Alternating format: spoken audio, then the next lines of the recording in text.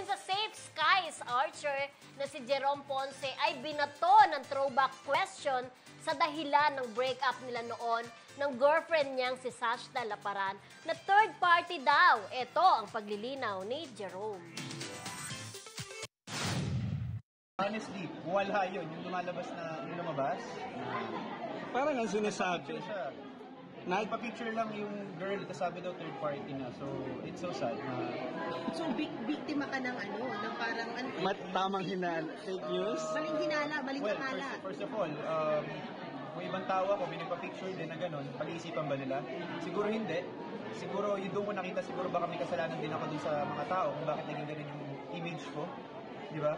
Na, simple magpa-picture lang, iisipin ka agad na gano'n. So, isa pa yun, kailangan ko i-focus na kailangan ko ayusin yung character ko bilang Jerome.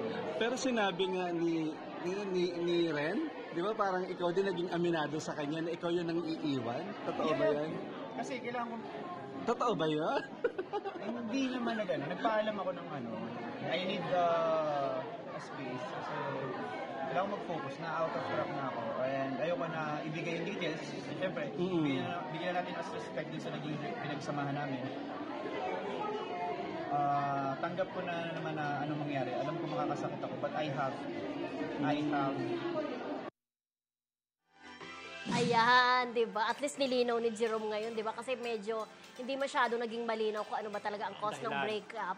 Pero ang kinasama ng loob ni Sashna noon, parang nung humingi ng space itong si Jerome Ponce, sakto naman na lumabas yung picture kasama nung babae.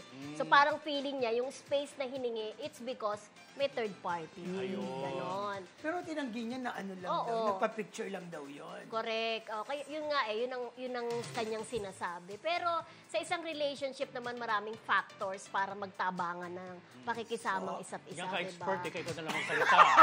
At ano, hindi ano si Jerome. Hindi siya, bababaero.